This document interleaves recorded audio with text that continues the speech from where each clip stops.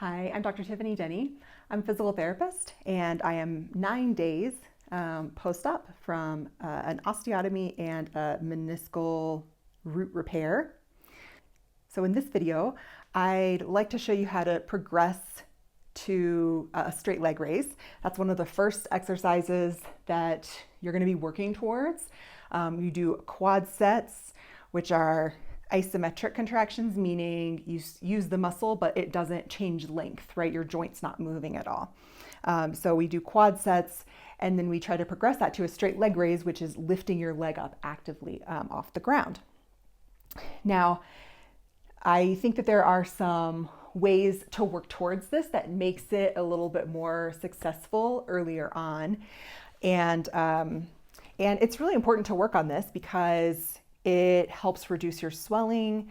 It helps with your knee stability. It's a really great thing to work on.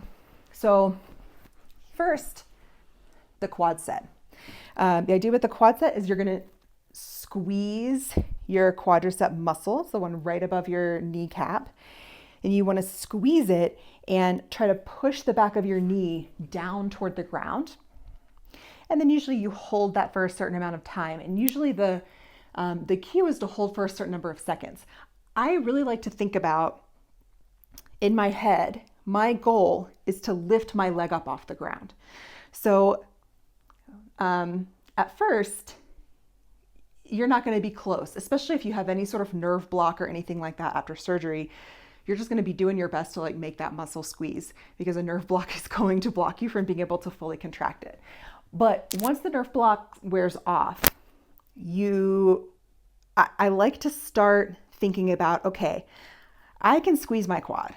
Then I can squeeze my quad enough to where I could lift my leg up off the ground without what is called a quad lag. So if I start to lift my leg off the ground and it bends a little bit before it lifts off, that's called a quad lag. Do not lift your leg up if you've got a quad lag. That's training yourself incorrectly. So we're going to work on some ways to kind of bridge the gap between here, which is it doesn't really want to lift up straight, and then being able to do that. So the first thing is to do quad sets at different angles, because you might be able to get a more powerful quad contraction at a different angle. So if I'm just kind of laying down, this is sort of a more typical way that we get taught to do a straight leg raise. And I can squeeze my quad, but then I'm like, oh man, if I lift my leg up, I'm definitely getting a quad lag. I need more power in my quad set. Admittedly, starting to get more power in your quad set, it's going to hurt, to be truthful. It doesn't feel very good what I'm doing right now. So I'm going to work it here on the ground, because ultimately this is the way that I want to be able to do my straight leg raise. But it might actually start to become easier to quad set if you have a little bit of elevation. So you can put something under your heel. This also can kind of help you out with your knee extension. So now I can quad set here. Ooh, okay, that feels a little bit stronger, and I can work on it there. I might say, okay, I'm going to try to put it up a little higher. Work on my quad set here. Okay, it feels a little bit different. Hurts a little bit less. So I can get a little bit more of a powerful quad set. Or I might even take my leg to the wall. Now, you can start, the closer you start to the wall, the easier a straight leg raise off the wall is going to be. However, this is going to depend a lot on your hamstring flexibility. So you just have to say, okay, well, how far can my foot be up a wall or on the back of a couch or something like that with my knee as straight as it can actually go with surgery, not flexibility, because we want this knee to be straight. But sometimes if I get my leg up high enough, I start to say, oh, okay, I feel like I could actually maybe get close to lifting my leg up. Now, you can try and lift it up. If you have a quad lag, again, do not lift it up if you have quad lag.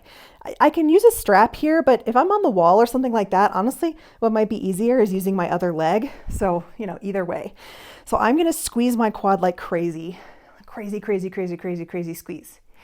And then I'm going to assist, lift it off the wall.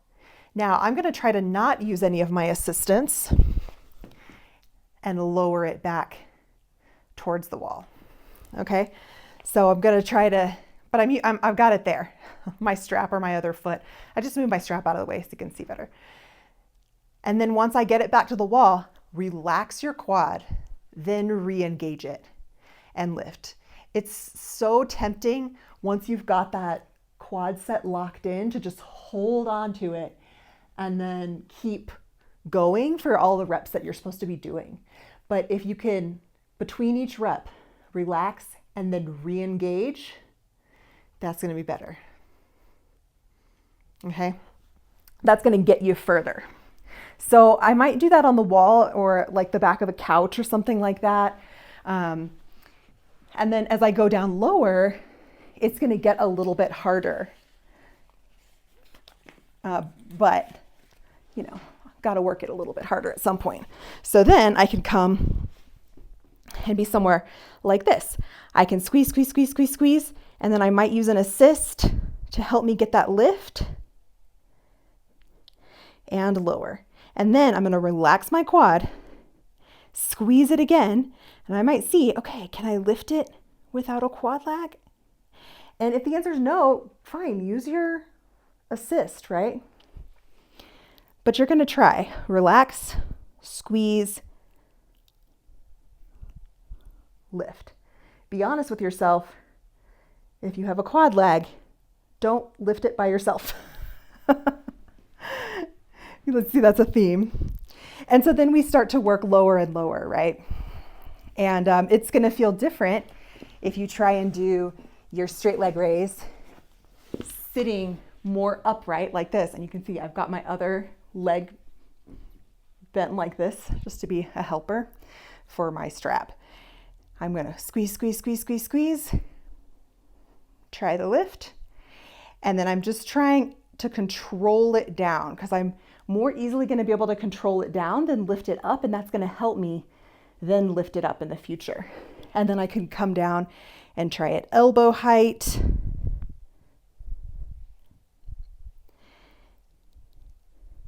Relax.